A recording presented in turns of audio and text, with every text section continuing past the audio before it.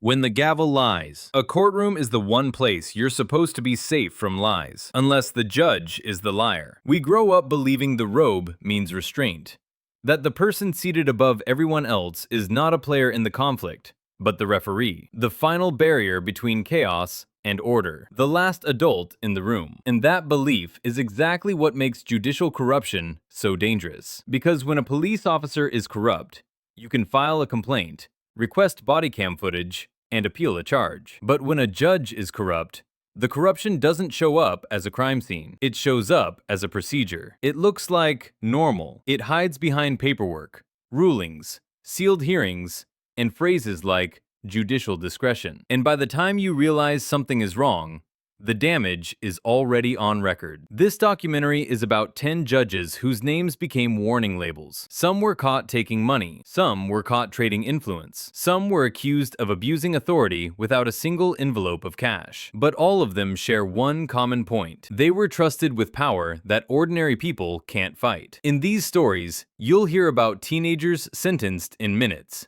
evidence that vanished in silence, vulnerable people pressured behind closed doors, and families who walked into court expecting fairness, only to learn fairness isn't guaranteed by architecture. Judges are given enormous control because the system assumes they'll use it carefully. It assumes that ethics, oversight, and professional culture will keep things balanced. But when those guardrails fail, a courtroom can become something else entirely: a pipeline, a trapdoor, a weapon, or a shield. And the scariest part? Corruption doesn't always look like corruption. Sometimes it looks like a strict judge who just believes in discipline. Sometimes it looks like a calm administrator who just manages budgets. Sometimes it looks like a decision you can't afford to appeal. In the next hour, we're going to walk through 10 cases where the justice system didn't just bend, it bruised people. And as each story unfolds, you'll start to notice patterns: how power operates when no one is watching, how fear keeps people quiet, and how institutions protect themselves long before they protect victims. The law doesn't break loudly, it breaks quietly. So as you listen, ask yourself one question. If the person responsible for fairness decides fairness is optional, what is a courtroom really? Because once the truth comes out, the headlines fade, but the lives don't reset. Chapter 1. Mark CIAVARELLA G. In Luzerne County, Pennsylvania, there was a time when parents warned their kids with a simple phrase: "Don't end up in that courtroom." Mark CIAVARELLA Jr. didn't look like a villain. He looked like the kind of judge who believed consequences create character: crisp suit, controlled voice. A man who could stare down a room and make silence feel like a punishment all by itself. To the public, he sold a story. Juvenile crime was rising, kids were getting softer, and the court needed to be firm. He framed himself as a corrective force. Not cruel, necessary, not extreme realistic. And many people believed him, because strictness can look like responsibility, especially when you're scared for your children. CIAVARELLA was born in 1950. He studied, built credentials, and climbed into a position that gave him enormous influence over juvenile cases. By the late 1990s and early 2000s, he was handling decisions that would shape a young person's future: probation, diversion, detention, placement. And in a system built on trust, the judge is often the only person who can stop the machine or accelerate it. That machine accelerated. Families began noticing that the courtroom moved fast. Too fast. Hearings that should have taken time were over in minutes. Children who expected a warning were suddenly being handcuffed. Parents who expected counseling were being told their kid was being placed. A word that sounds clean until you realize it means locked up. In many juvenile cases, legal representation is the difference between a second chance and a record that follows you forever. But in this courtroom, many kids face decisions without meaningful defense. Some didn't fully understand their rights. Some didn't understand the consequences. Some didn't even understand why their punishment was so severe. Then came the shift that turned harshness into something darker. The county's public juvenile detention facility was shut down. Officially, it sounded like reform. The building was outdated. The system needed improvement. Modern facilities were required. That's how it was sold. But almost immediately, juveniles began getting sent to private detention centers instead. Facilities that earned money per bed, per body, per child. And behind the scenes, Chiavarella wasn't just sentencing kids. He was feeding a business model. The allegations that later exploded into national headlines claimed that Chiavarella and another judge, Michael CONAHAN, received illegal payments tied to those private facilities. The more kids sent in, the more profitable the operation became, and the stronger the incentive to keep the pipeline full. Think about what that means in practice. It means petty theft becomes a pattern of delinquency. It means truancy becomes a risk to the community.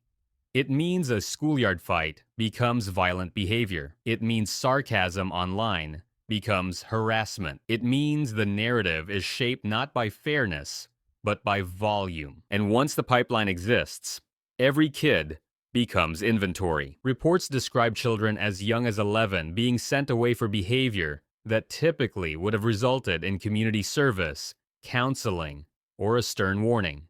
Parents would leave the courtroom stunned, their child taken away in seconds, as if the court had been waiting for a reason. Imagine being a teenager and realizing, in real time, that the adults in charge aren't trying to help you. They're trying to process you. One of the most infamous details that surfaced later involved a teenager sent to a detention facility over something as trivial as mocking a school official online. Another child was detained for a minor altercation. These weren't hardened criminals. They were kids, impulsive, immature, sometimes stupid, sometimes struggling. Exactly the kind of people juvenile court is supposed to rehabilitate, not monetize. But in that courtroom, rehabilitation became secondary to throughput. For years, complaints built slowly. Families asked why sentencing seemed unusually harsh. Attorneys raised concerns about due process. Advocacy groups noted detention rates that looked abnormal compared to similar counties. Still, the machine kept moving. Because courts have an advantage no other institution has.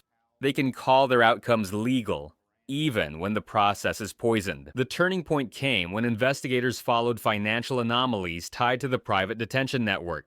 Federal authorities began looking at money flows, transactions that didn't match official explanations, arrangements that looked like laundering, payments masked as legitimate business income. Then it broke. In 2009, the story surfaced publicly and became known nationwide as the Kids for Cash scandal, a phrase so chilling because it says exactly what people didn't want to believe.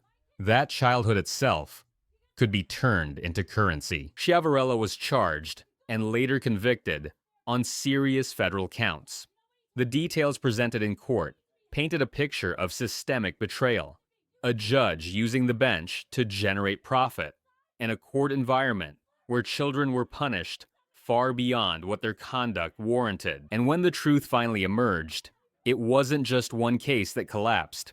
It was thousands.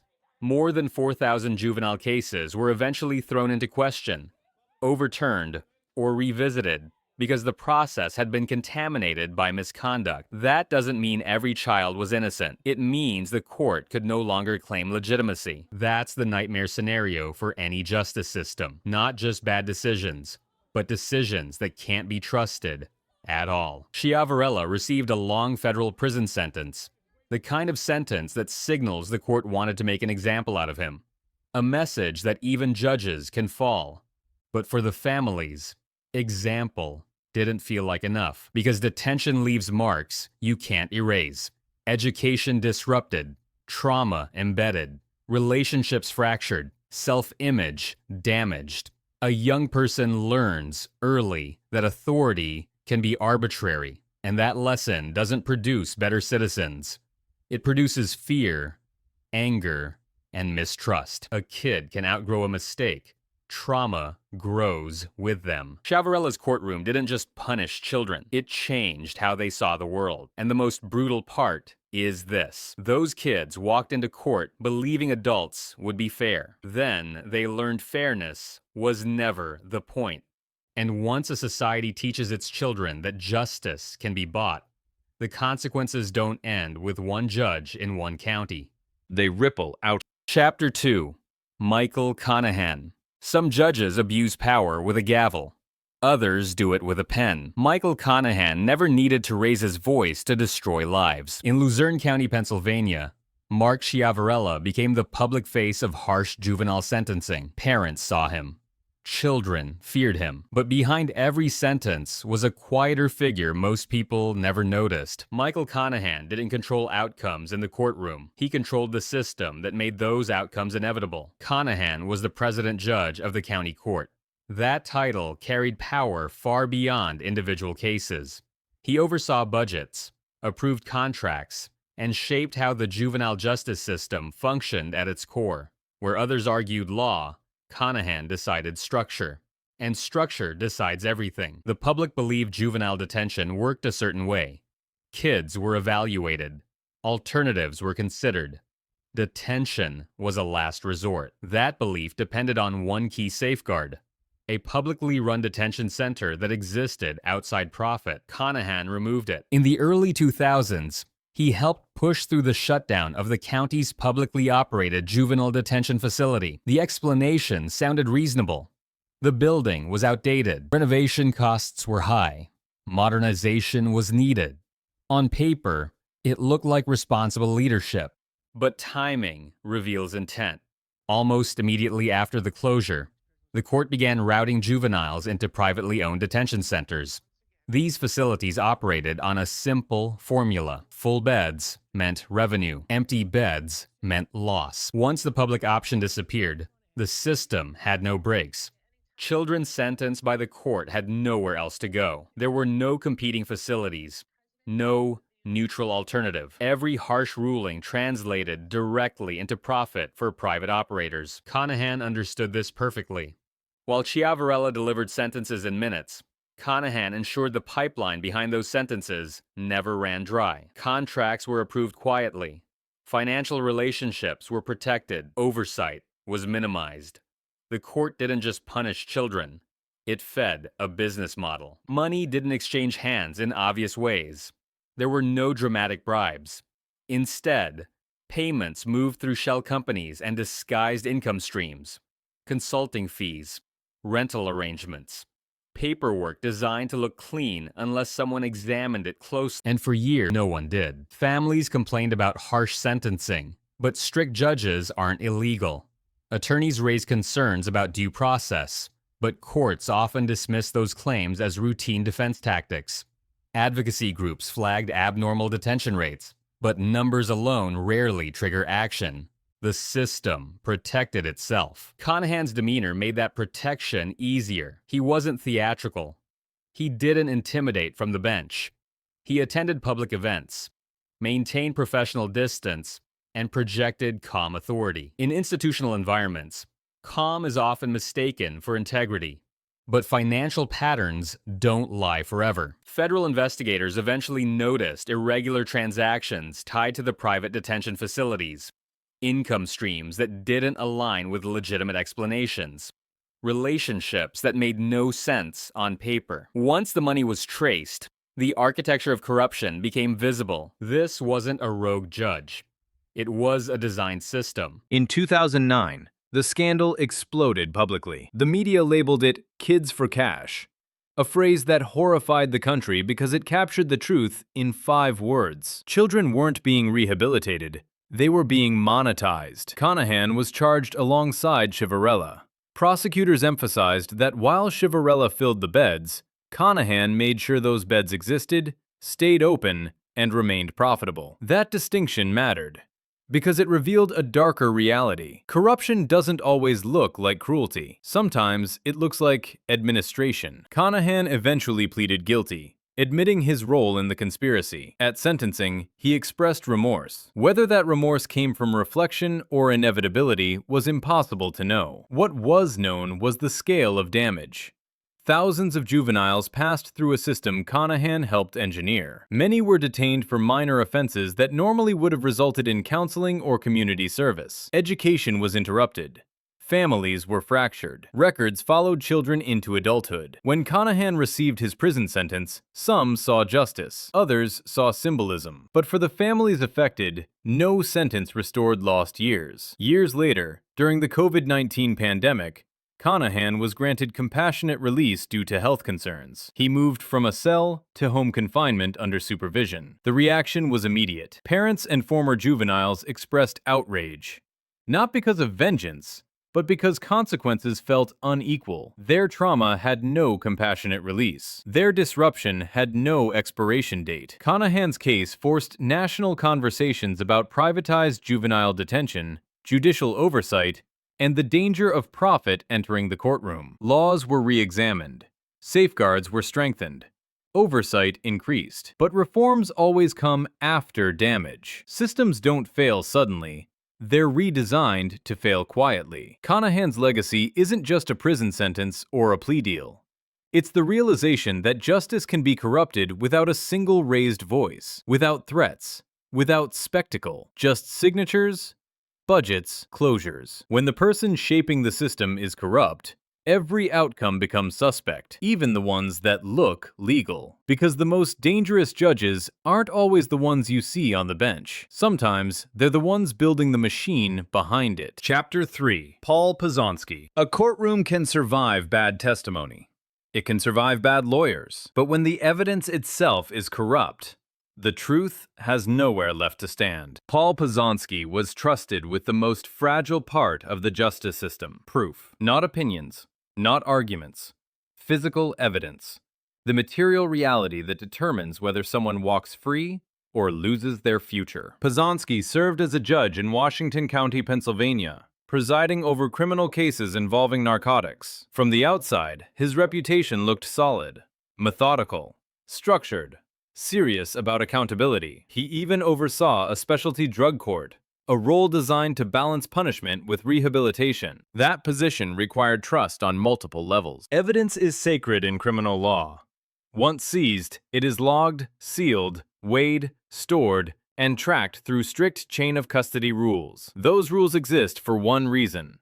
If the evidence changes, the truth changes with it. And for years, no one suspected the judge. That assumption, that judges don't touch evidence, is what allowed everything else to happen. The first warning signs were subtle. Law enforcement officers noticed discrepancies that didn't immediately scream corruption. Evidence bags checked out for unclear reasons. Weights that didn't precisely match the original logs. Destruction orders missing documentation. Small enough to ignore. Quiet enough to dismiss. Judges aren't usually suspects. That belief slowed everything down. Then Pozonsky quietly resigned from the bench and took a position out of state. On its own, that wasn't illegal or even unusual. Judges move on. Careers change. But the timing raised questions inside the courthouse. After his departure, a deeper audit of the evidence room began. What investigators found shattered the illusion of safety. Large quantities of cocaine tied to active criminal cases were missing. In some cases, evidence had been partially replaced with look-alike substances. In others,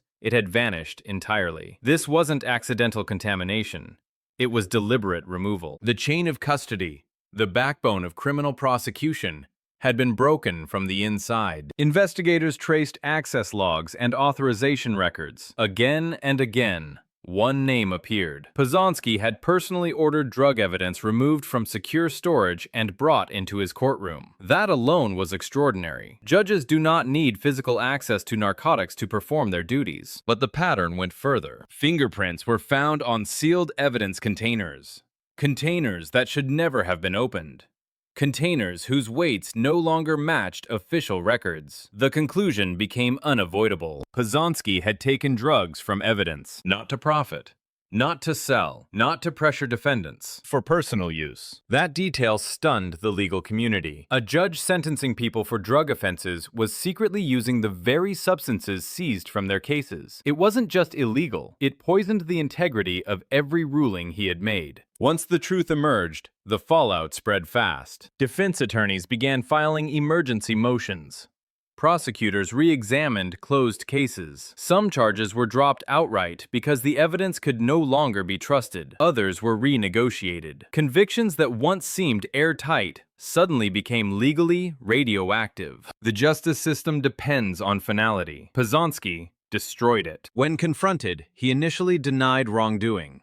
He framed the irregularities as procedural misunderstandings, administrative errors, routine handling. But the evidence didn't bend to explanation. The facts were physical, measurable, logged. Pozonsky eventually pleaded guilty to multiple charges, including theft and obstruction of justice. The plea confirmed what investigators already knew.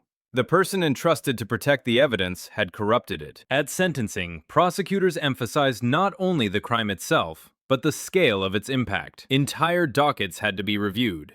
Years of work by law enforcement and courts were undone. Public confidence took a direct hit. Yet the punishment felt light to many observers. Pozonsky received intermediate punishment: house arrest, probation, and mandatory treatment. No long prison sentence. No dramatic fall. For critics, it felt like the system protecting one of its own. But the real punishment wasn't measured in months. It was measured in uncertainty. Imagine learning that your conviction, or your acquittal, depended on evidence secretly altered by the judge. Imagine discovering that the proof used to judge your guilt was literally unreliable. Justice doesn't recover easily from that. Pozonsky lost his law license. His judicial career ended permanently. His time in public service collapsed under the weight of exposure.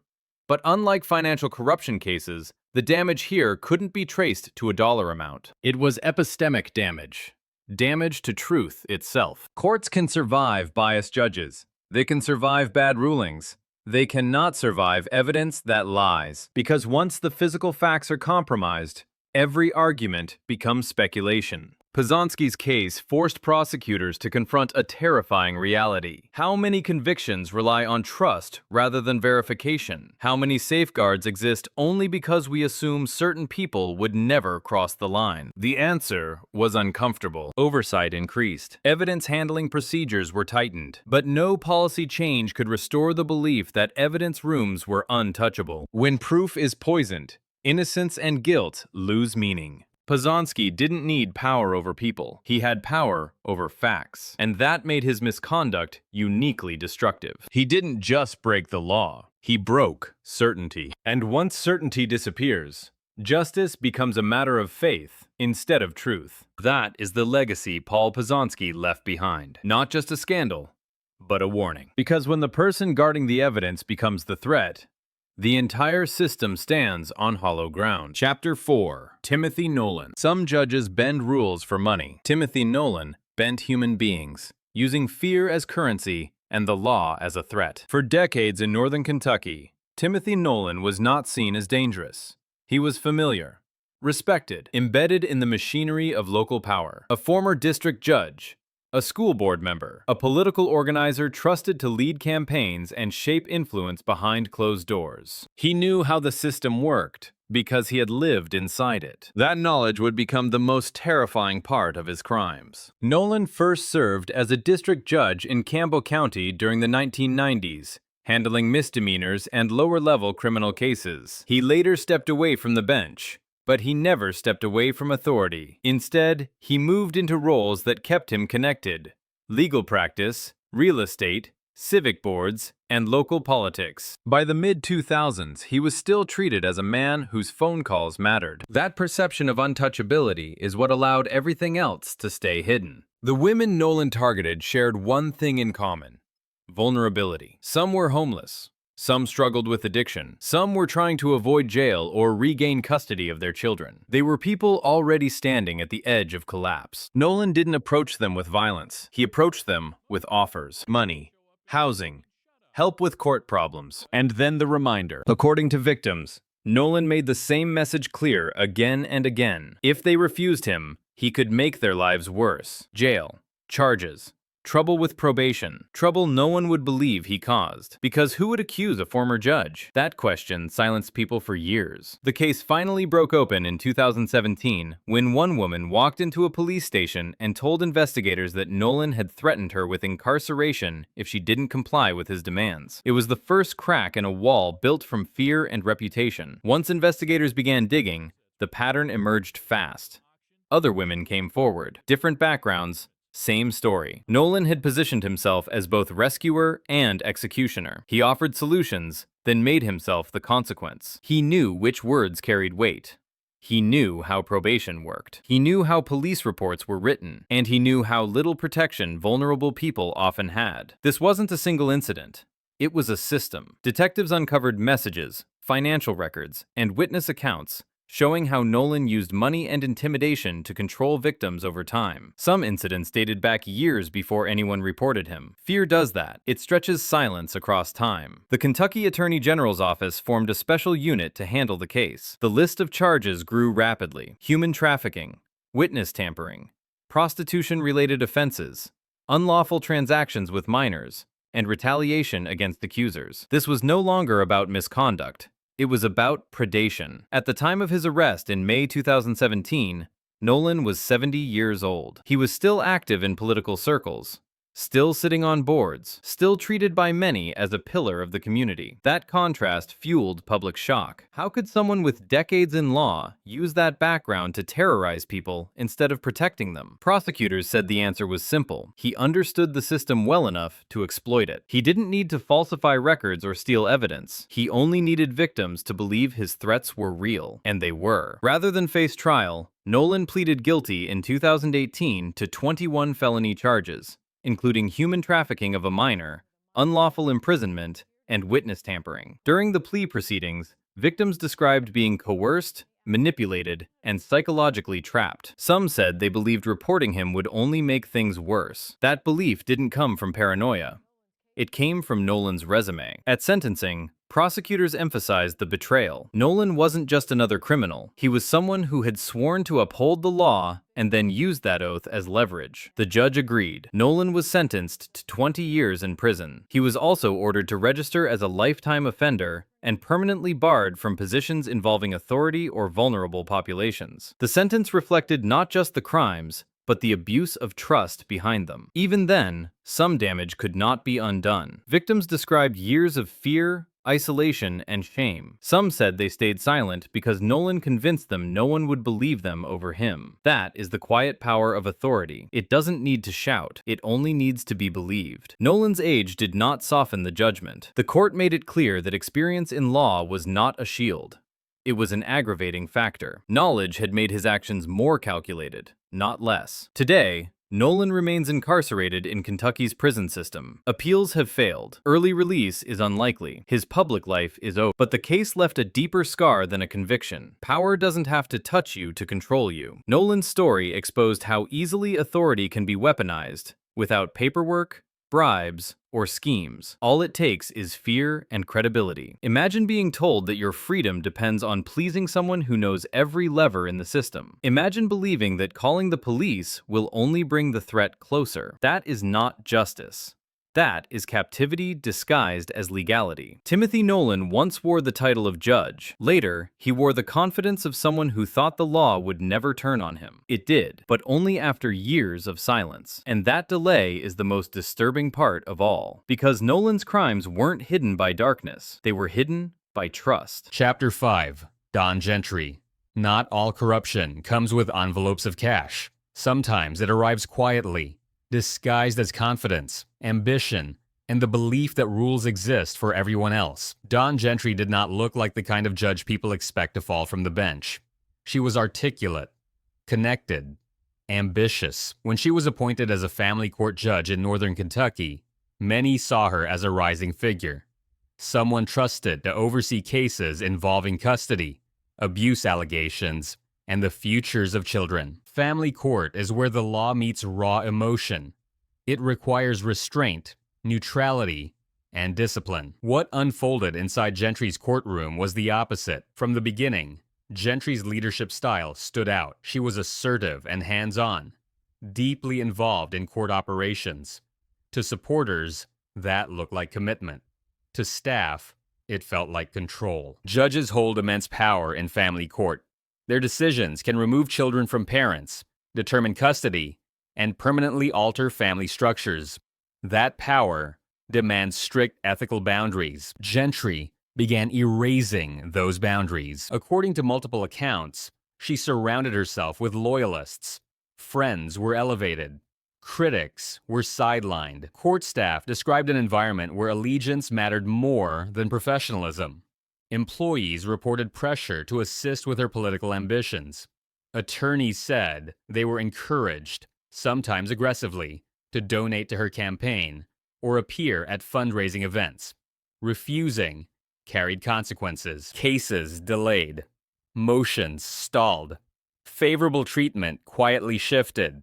The message was clear without being spoken. Family court litigants had no idea this was happening. Parents walked into hearings believing decisions would be based on evidence, testimony, and law. Behind the scenes, staff described a courthouse culture shaped by fear of retaliation. Some employees said they were reassigned or marginalized after questioning Gentry's decisions. Others claimed professional reputations were damaged for failing to show loyalty. This wasn't bribery in the traditional sense. It was influence extracted through pressure. The first formal complaints came from within the courthouse itself. A former employee raised concerns that opened the door to deeper scrutiny. Investigators began interviewing staff, attorneys, and court personnel. What emerged was a pattern. Witnesses described coercion, favoritism, and blurred personal relationships that had no place in judicial chambers. Some alleged that Gentry involved personal associates in courthouse roles. Others spoke of after-hours conduct that crossed professional lines. In family court, even the appearance of bias can destroy trust. Here, the allegations went far beyond appearance. Investigators concluded that Gentry used her position to pressure staff and attorneys for political support, retaliated against perceived disloyalty, and failed to maintain impartiality in cases before her. The Kentucky Judicial Conduct Commission launched a formal proceeding. Gentry denied wrongdoing. She argued that complaints were exaggerated or politically motivated, but testimony from colleagues told a different story. Former co-workers described an atmosphere where dissent carried risk. Attorneys testified that disagreeing privately with the judge could affect their standing in court. Employees spoke of fear of losing jobs, careers, or credibility. Family court does not leave room for that kind of pressure. The people who appear there are already vulnerable. When authority is misused, the consequences ripple outward. In 2020, the commission reached its conclusion. Don Gentry was removed from the bench. The ruling cited abuse of power, ethical violations, and a failure to uphold the standards required of the judiciary. Her removal placed her among the rare judges in Kentucky history stripped of office for misconduct. The fallout did not stop there. Her law license came under review. Former employees considered civil action. The judicial election she had been campaigning for was lost. A career that once looked ascendant collapsed under its own weight. Unlike other figures in this documentary, Gentry did not face criminal charges. There were no wire transfers, no prison sentences, no mugshots splashed across headlines, but the damage was real. Corruption doesn't need money when it has control. Families whose cases passed through her courtroom questioned whether decisions were fair. Some wondered if outcomes were influenced by politics rather than facts. Others were left with permanent rulings they believed were tainted by favoritism. Family court rulings are difficult to undo. Once custody is decided, once parental rights are limited, the damage can last a lifetime. That is why ethical breaches in this arena carry such weight. Gentry's case demonstrated a quieter form of corruption, one built on ego, loyalty tests, and the belief that authority excuses behavior. No money had to change hands. The power itself was the reward. Public reaction was mixed. Some saw her removal as overdue accountability. Others viewed it as a cautionary tale about unchecked ambition. What remained undeniable was the breach of trust. Judges are not elected to build personal kingdoms. They are chosen to apply the law evenly, especially where emotions and lives are most fragile. Don Gentry's courtroom was meant to protect families during crisis. Instead, it became a place where fear, favoritism, and pressure distorted justice. She once held the power to decide who parents could see, where children would live, and how families would be shaped. That power ended not with applause or retirement. It ended with removal. When authority forgets limits, justice becomes personal. Gentry's story proves that corruption does not always announce itself loudly. Sometimes it grows quietly, tolerated because it feels familiar, until the damage is undeniable. And by the time it is exposed, the people harmed have already paid the price. Chapter 6. Tracie Hunter. History made her powerful. Controversy made her famous. But one decision turned Tracie Hunter from a symbol of justice into a defendant standing under it. When Tracie Hunter finally took her seat on the juvenile court bench in Hamilton County, Ohio, it was not a quiet moment. Her election had been contested, delayed, and fought through years of legal battles.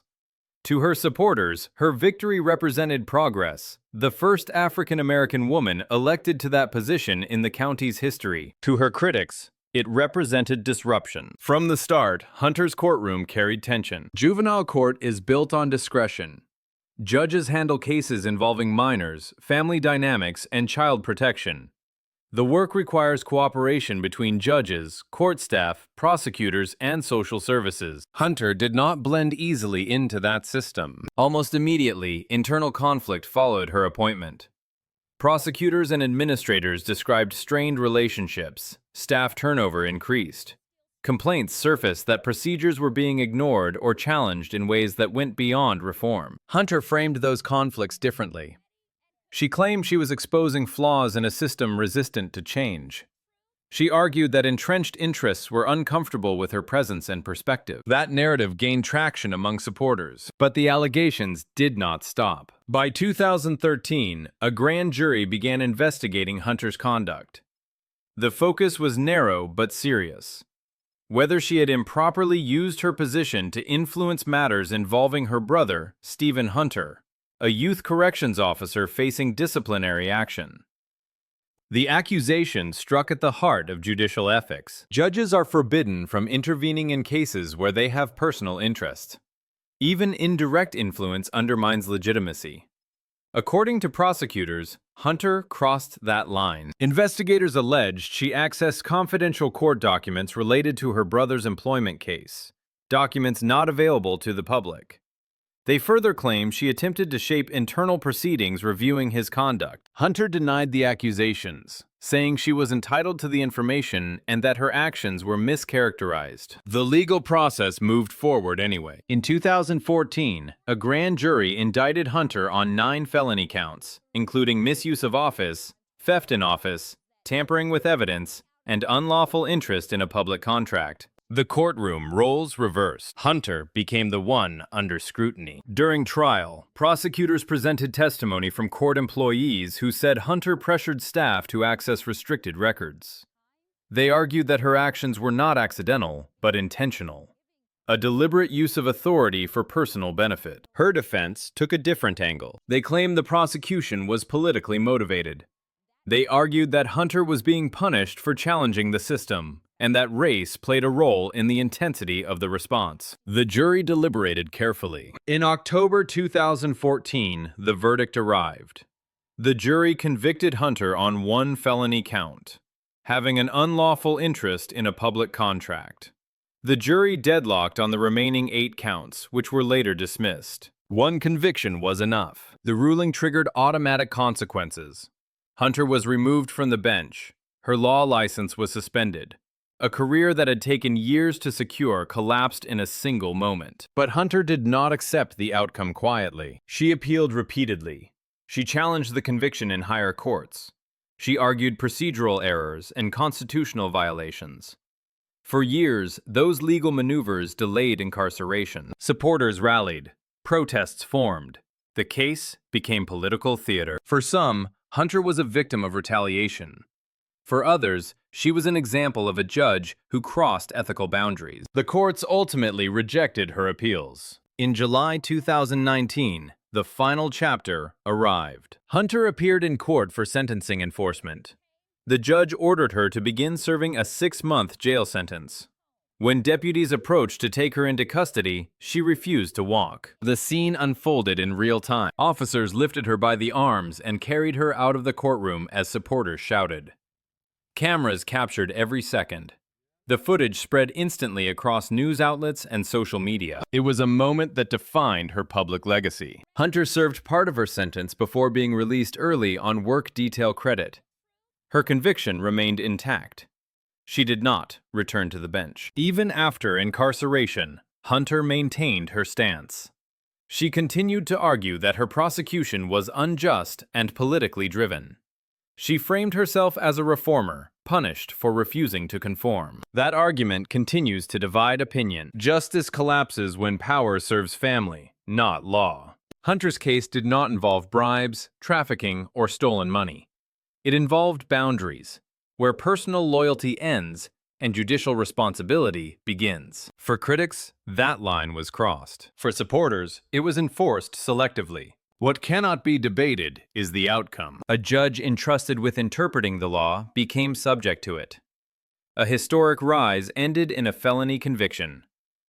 The robe was replaced with handcuffs, if only briefly. Tracie Hunter's story highlights a different kind of judicial downfall, one fueled by conflict, identity, and the collision between reform and restraint. It raises an uncomfortable question. When a judge believes the system is broken, how far can they go before breaking it themselves? Chapter 7.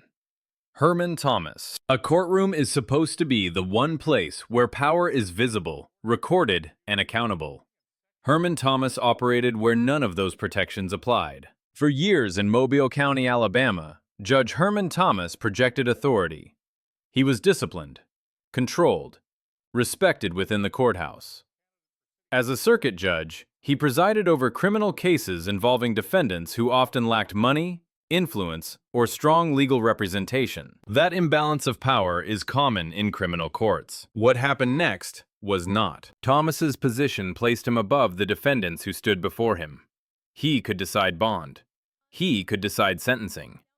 He could decide whether someone went home or back behind bars. According to multiple allegations, he decided something else instead. Whispers began circulating long before formal action was taken. Inmates spoke quietly about being removed from jail for unexplained meetings. Not hearings, not transport to court, private encounters. These meetings were undocumented. No court reporters, no attorneys, no deputies present. At first, the claims were dismissed. Jailhouse accusations are often viewed skeptically. Defendants have incentives to lie.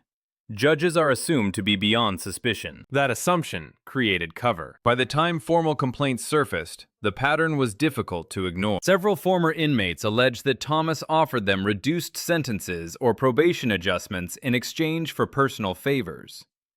Others claimed he physically disciplined them under the guise of teaching respect. These were not isolated accounts. The allegations came from different defendants, different cases, different years. Yet they described the same behavior. Thomas allegedly removed young male defendants from jail, brought them to private locations, and leveraged his authority in ways that stripped them of any real choice. Consent does not exist when one person controls another's freedom. In 2007, the Alabama Judicial Inquiry Commission began investigating. Their inquiry uncovered testimony that painted a disturbing picture.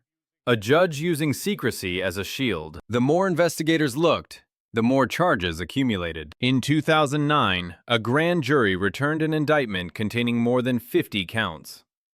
The charges included ethics violations, extortion, assault, and abuse of office.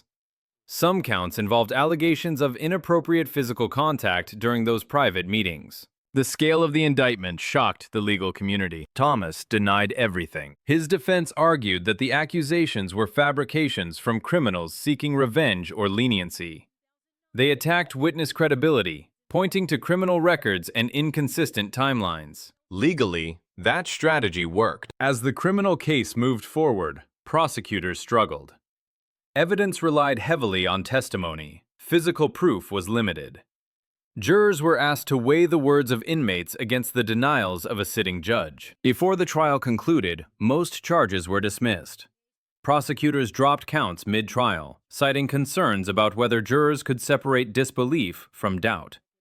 Ultimately, Thomas was acquitted of the remaining criminal charges. No conviction, no prison sentence. But acquittal did not mean exoneration. The Alabama Court of the Judiciary had already acted. Faced with overwhelming ethical concerns, Thomas resigned from the bench to avoid formal removal. His judicial career ended before the verdict was read. Then came professional consequences. The State Bar Association moved to revoke his law license. Unlike criminal courts, disciplinary bodies operate under different standards.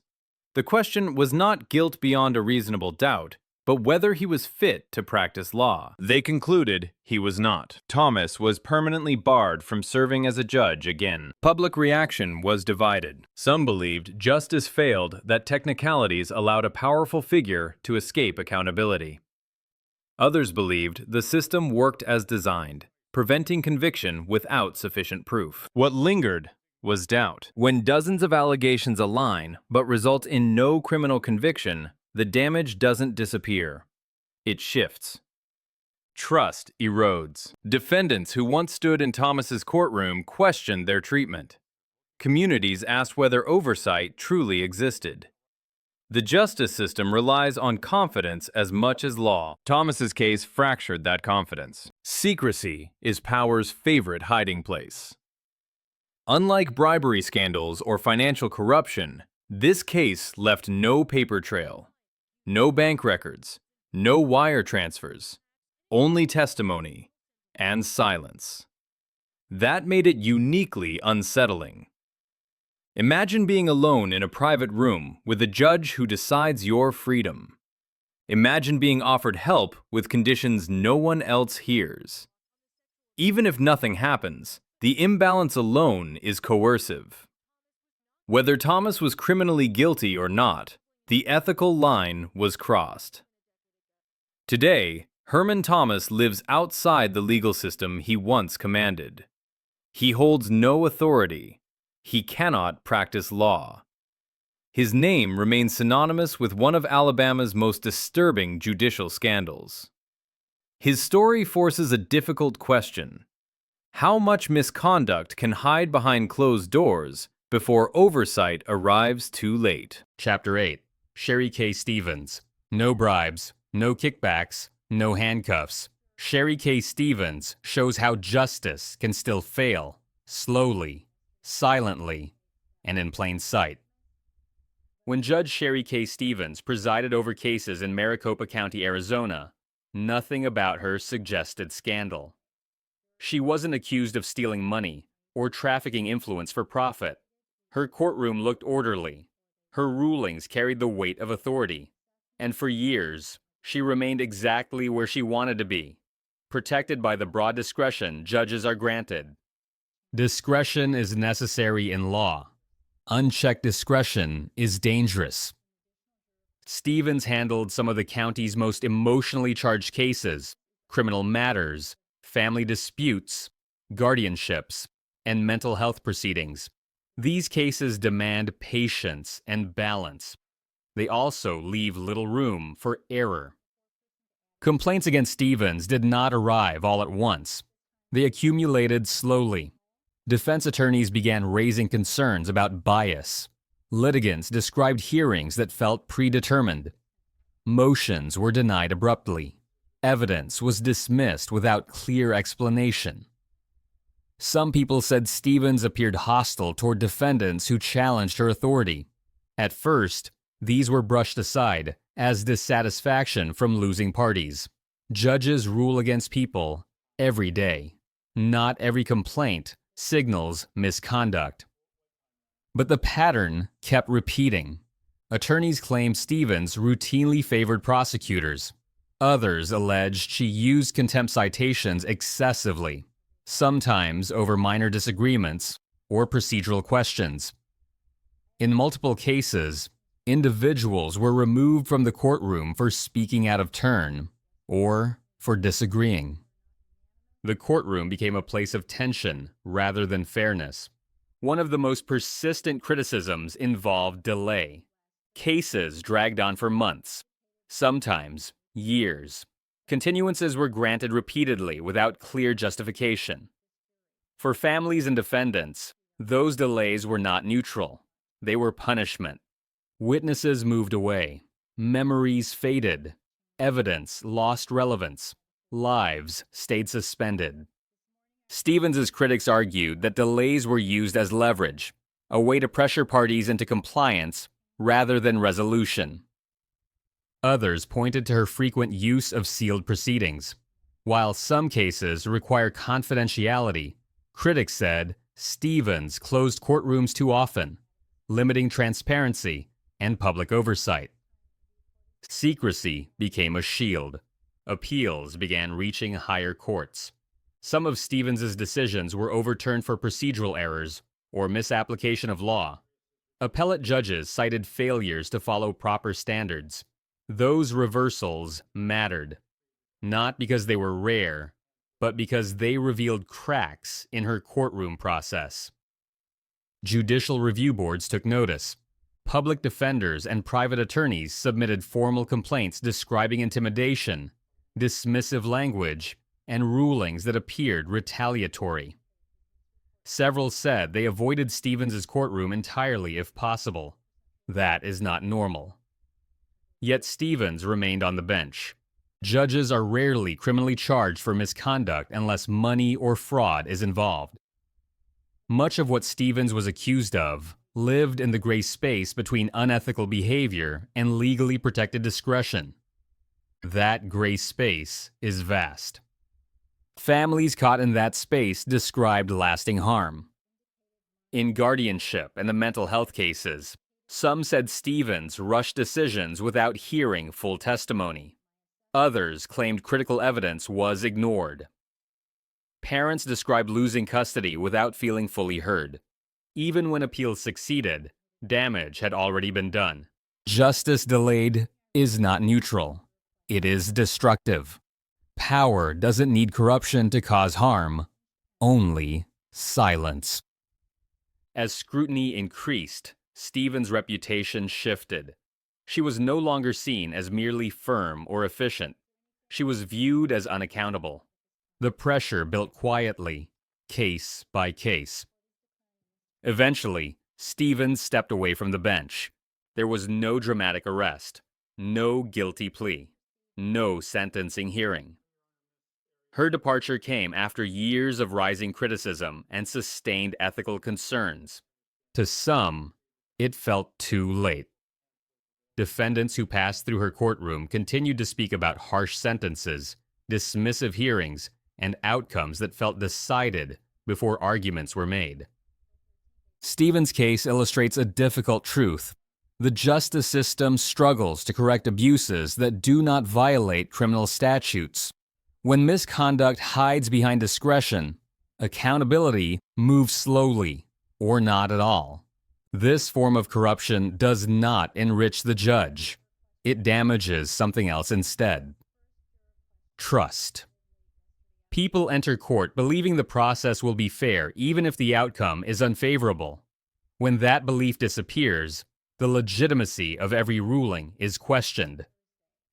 Stevens was never convicted of a crime, but her legacy reflects a courtroom where fairness was repeatedly called into doubt.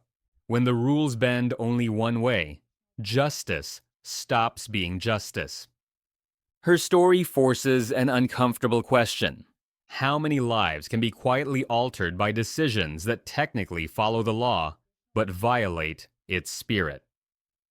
Corruption is often imagined as something loud, illegal, transactional.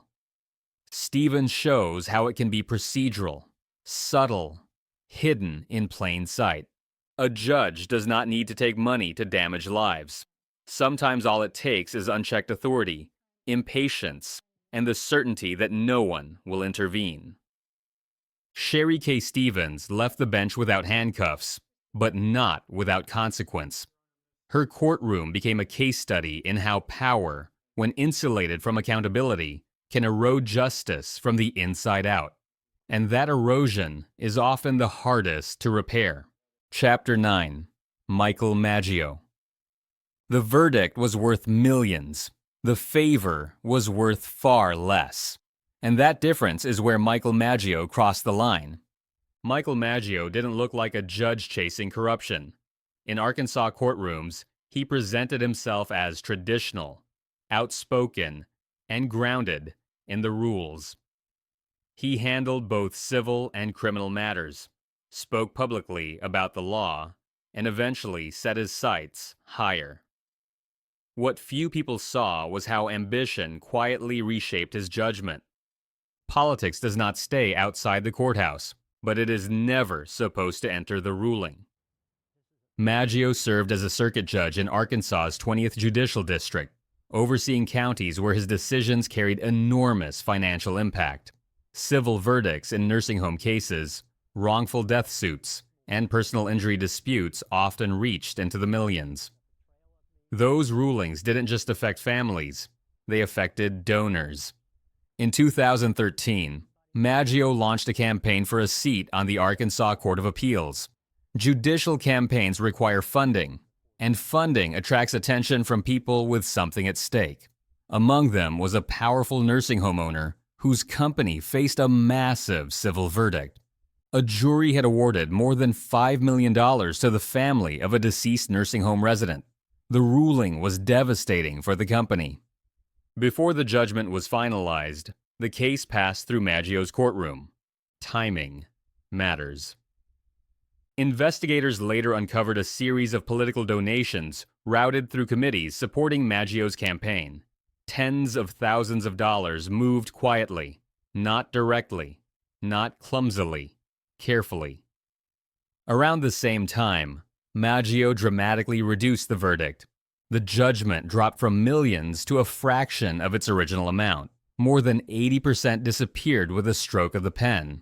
At first glance, it could be explained away as judicial discretion.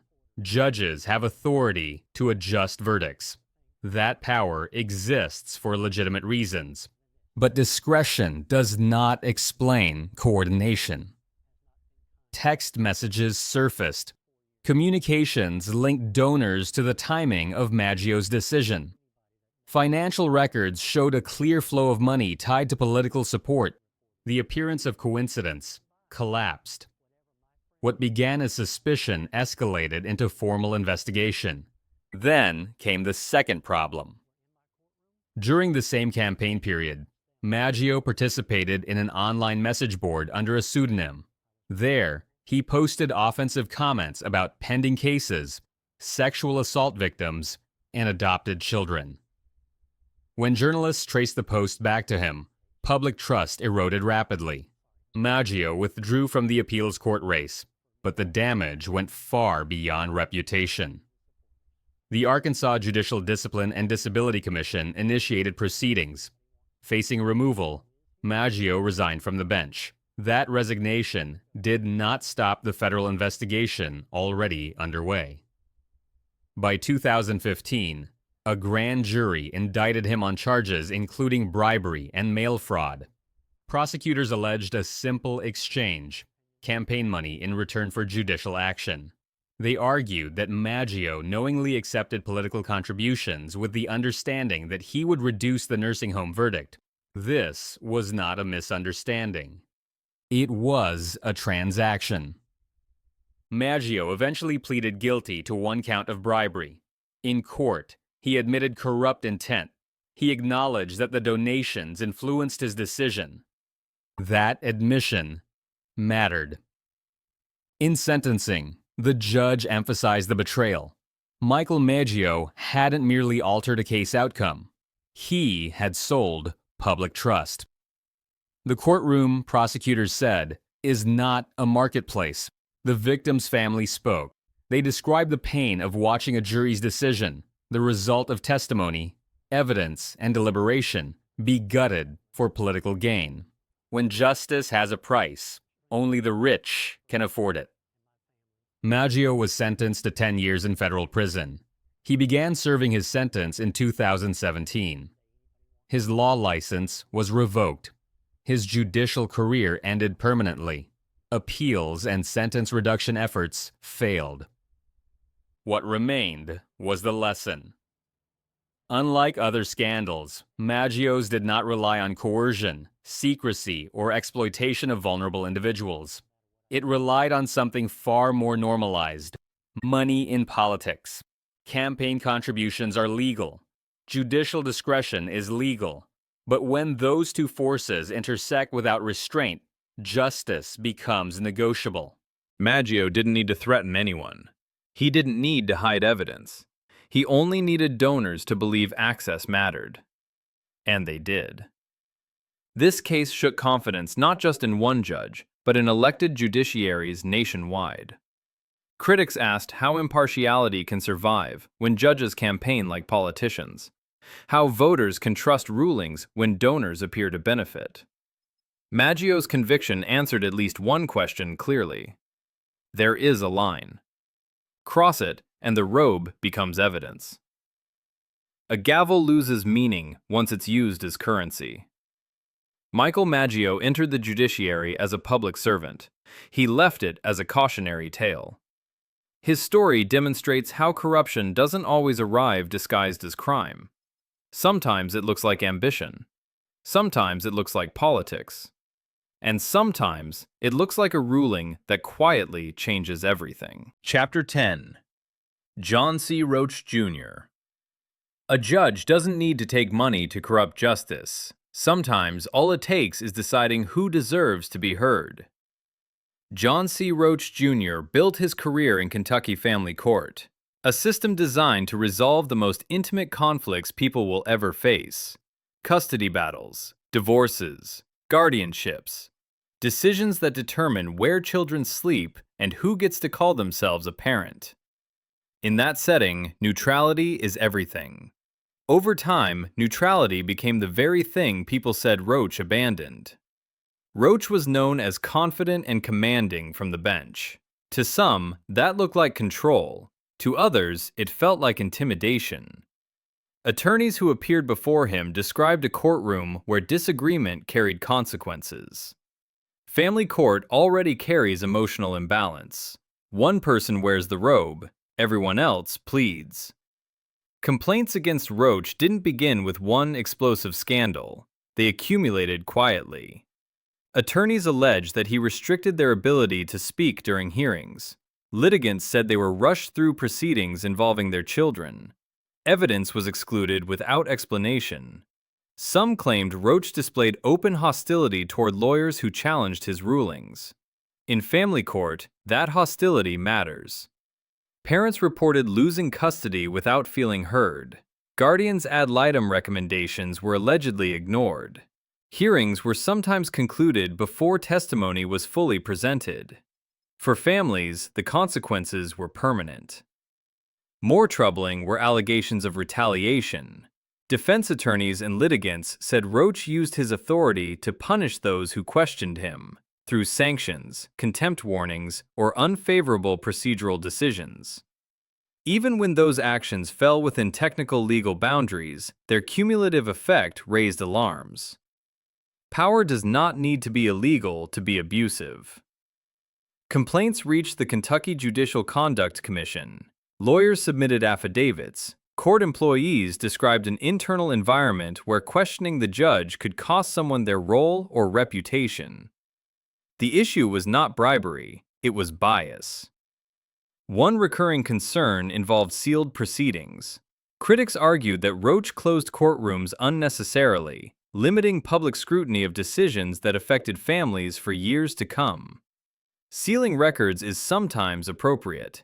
Overuse turns transparency into secrecy. Appeals followed. Several of Roach's rulings were challenged for due process violations. Even when appellate courts did not reverse decisions outright, they noted procedural concerns that fueled public unease. Family court moves fast. Appeals move slow. By the time higher courts review decisions, the damage is often already done. Roach was never criminally charged. That fact complicates his story. There are no wire transfers, no indictments, no sentencing hearings. His case exists entirely within the realm of ethics and trust. But ethics matter most where power is absolute. Families described feeling silenced. Attorneys said they feared retaliation. Parents believed outcomes depended less on facts than on courtroom dynamics. Justice dies quietly when only one voice matters. As scrutiny increased, pressure mounted. Rather than face a full removal hearing, Roach stepped away from the bench amid growing controversy. The decision avoided a prolonged disciplinary process but did not erase the questions left behind. For families affected by his rulings, resignation felt incomplete. Custody orders remained in effect, sanctions stood, appeals continued. Some attorneys pushed for policy reforms to limit judicial discretion in family court and increase oversight. Roach's departure became part of a larger debate. How much power should one judge hold over family outcomes? Family court exists to protect the vulnerable. When neutrality fails, the harm is not abstract, it reshapes lives. Roach's defenders argued that family court is difficult by nature. Judges must make hard decisions with incomplete information. Not everyone will be satisfied. That is true, but repeated allegations from multiple parties suggest something more than dissatisfaction. They suggest a pattern. Authority became personal. John C. Roach Jr.'s story illustrates the final form of judicial corruption explored in this documentary. Not money, not coercion, not secrecy. Control. When a judge believes their authority outweighs process, fairness erodes. When dissent is punished, justice becomes conditional. Roach did not leave the bench in handcuffs, but he left under a shadow. Unchecked authority doesn't need greed, it needs silence. His career serves as a reminder that corruption is not always criminal. Sometimes it hides behind procedure, confidence, and the belief that no one will intervene. In family court, that belief can destroy families.